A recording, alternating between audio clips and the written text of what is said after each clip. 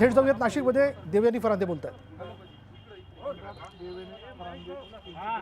मला पाणी दे रे गाडीत असेल तर. पाणी आहे का?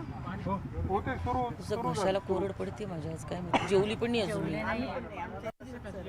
सकाळपासून आम्ही तिथे आम्ही 1 मिनिटं पण थांबलो नाही. आम्ही लगेच निघालो. पाणी प्यायचं का?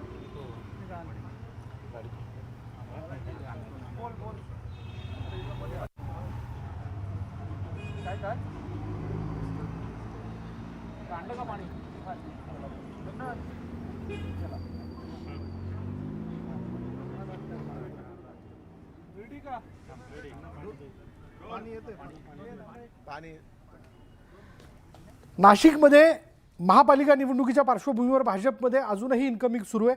काही इतर पक्षातील महत्त्वाचे नेते आपल्या पक्षात घेण्यावरनं आमदार देवयानी फरांदे यांनी विरोध केला. खास करून विनायक पांडे यांचा देखील भाजपमध्ये प्रवेश झाला. त्याला आमदार देवयानी फरांदे यांनी विरोध केल्याचं आपण बघतोय. विनायक पांडे, शाहू खैरे, यतीन वाघ यांना आपल्या कार्यकर्त्यांनी विरोध केला. आपण देखील एक पोस्ट केली. नेमकी आपली भूमिका काय?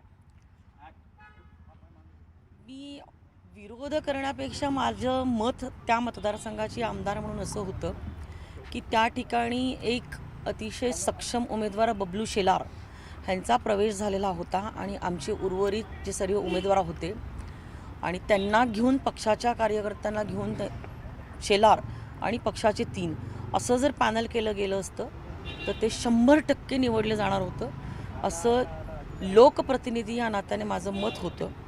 माझा अदरवाईज कोणाच्या पक्षाला कोणाचा पक्षप्रवेशाला विरोध करण्याचं कारण नाही. कार्यकर्त्याच्या पाठीशी मला असं वाटतं की जे वर्षानुवर्ष कार्यकर्ते काम करतात आणि जर निवडून येण्याचे संकेत आपल्याला दिसत आहेत तसं लोकप्रतिनिधी म्हणून मला वाटत होतं की ह्या ठिकाणी बाहेरून आलेला 1 आणि त्याच्याबरोबर 3 दिले तर निश्चित स्वरूपामध्ये पक्ष विजयी होईल. ह्याच्यासाठी मी आजची भूमिका मांडलेली होती. तुम्ही मला सर्वजण ओळखतात की गेल्या 40 वर्षामध्ये मी माझ्या स्वतःवरती कधी अन्याय झाला असेल, कुठली भूमिका पक्षाची घेतली गेली असेल, काय गेली असेल, स्वतःसाठी आजपर्यंत कधीही जाहीर भूमिका घेतली नाही. पक्षाची मी निष्ठावान कार्यकर्ती आहे आणि ती भूमिका मी कधीही घेणार नाही.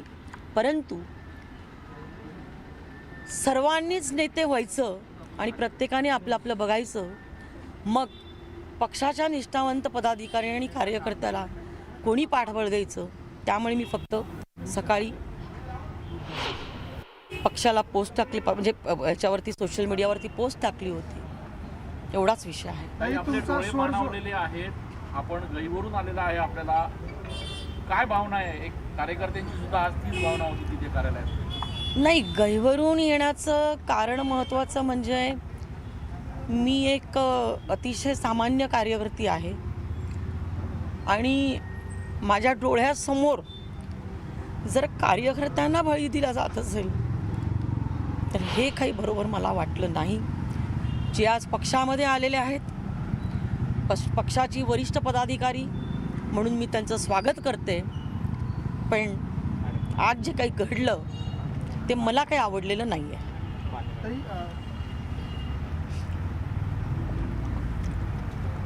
या सगळ्याच्या निमित्ताने तुम्हाला कोंडीत पकडण्याचा प्रयत्न केला गेला पक्षातल्याच काही लोकांकडून आणि म्हणून अशा पद्धतीचं हे सगळं समोर येताना दिसतंय का?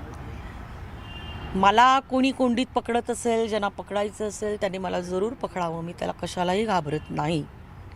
परंतु ह्या सगळ्या विषयांच्या माध्यमातून मला असं वाटतंय की माझ्या भूमिकेच्या सोबत आमच्या जुन्या पक्षाच्या नेत्यांनी ह्या विषयामध्ये जर उभे राहिले असते तर पार्टीच्या कार्यकर्त्यांना आज वेगळा संदेश गेला असता. तुम्ही गिरीश महाजनांसोबत काही आपली चर्चा झाली या सगळ्या? मी गिरीश महाजन साहेबांवरती अजिबात नाराज नाही. त्यांना चुकीच्या पद्धतीने ब्रीफ केलं गेलेलं आहे आणि काही दलाल आणि ज्यांचा काही स्वार्थ की आपल्याच घरात काही तिकीटं मिळावी ह्या स्वार्थातून ह्या सगळ्या विषयाचं राजकारण झालेलं आहे. चर्चा झाली असेल त्यांच्या दलाल म्हणते आपण. मला ह्या विषयावरती आता अधिक बोलायचं नाही आहे. धन्यवाद. ताई, खरं तर अटल बिहारी वाजपेयी यांची आज जयंती आहे आणि त्या जयंतीच्या निमित्तानं कार्यकर्त्यांसाठी अक्षरशः ते जीवाचं रान करायचे आणि महत्त्वाची गोष्ट म्हणजे कुठलाही पक्ष फोडला नाही किंवा काही केलं नाही. एक मत कमी पडलं होतं, केंद्रातली सत्ता गेली होती. आज त्याच मुहूर्तावर हा पक्ष प्रवेश झाला. निष्ठावान कार्यकर्ते आहेत, काय भावना आहे? पक्षाच्या दृष्टिकोनातून प्रवेश होतो, पक्ष मोठा होतो, परंतु पक्ष मोठा होत असताना निष्ठावंतांवरती अन्याय व्हायला नाही पाहिजे, एवढीच भूमिका मी मांडत होते. आणि मी परत सांगते की आलेल्या सर्वांचं मी मनापासून स्वागत करते आणि परंतु वरिष्ठांच्याकडे मी कार्यकर्त्यांची भूमिका ही निश्चित स्वरूपामध्ये पोचवेल. गिरीश महाजन साहेबांनी मला सांगितलेलं आहे की आज प्रवेश झालेला असला तरी उमेदवाऱ्या फायनल नाही. आपण दलाल हा शब्द वापरला, नेमकं काय म्हणायचं? बस मला ह्या विषयावरती अधिक बोलायचं नाही. ताई, असं देखील त्यांनी म्हटलं की तुमचा विरोध जो आहे तो हळूहळू मावळेल असं त्यांनी म्हटलेलं आहे. तुमचा विरोध मावळला आहेत का? पुढे त्यांना सोबत मी तर तुम्हाला सांगितलं की आता पक्षामध्ये प्रवेश झालेला आहे त्यांचा. आता ते भारतीय जनता पार्टीचे झालेले आहे आणि भारतीय जनता पार्टीच्या विचारधारेमध्ये आमची 3री-4थी पिढी आहे. माझे सासरे 1990 साली पार्टीचे अध्यक्ष होते. सुहास फरांदेंनी अख्खा महाराष्ट्र पिंजून काढलेला आहे.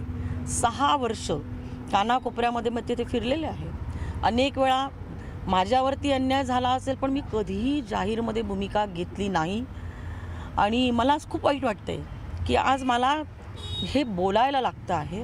आणि माझी भूमिका अशासाठी होती की मला ह्या मतदारसंघाची लोकप्रतिनिधी म्हणून माझ्या डोळ्यासमोर चित्र होतं की ह्या मतदारसंघामधून 4ही प्रवेश आजचे झाले नसते तरी भारतीय जनता पार्टीचं कमळ निवडून येणार होता, हा माझा विश्वास होता.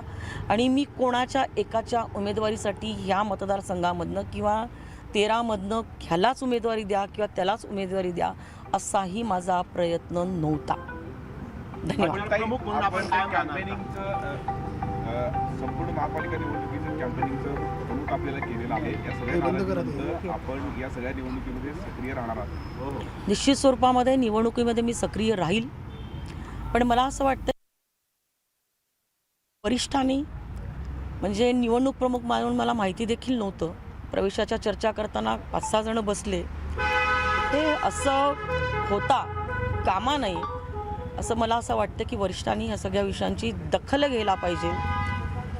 नेत्यांचा बळी जात असेल तर वेगळी गोष्ट आहे, पण कार्यकर्त्यांचा जर बळी जात असेल तर काही संकेत कार्यकर्त्यांमध्ये चांगले जात नाही. आणि मी काही कुठली सांसानिक नाही आहे की जी आमदार झालेली आहे.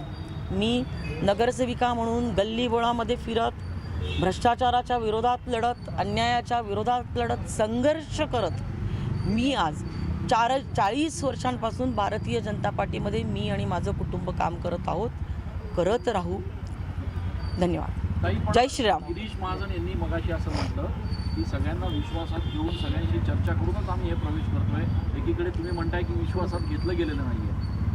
मी माझी भूमिका मांडलेली आहे. थँक्यू. भाजपचे आमदार देवयानी फरांदे यांनी पुन्हा आपली नाराजी जाहीर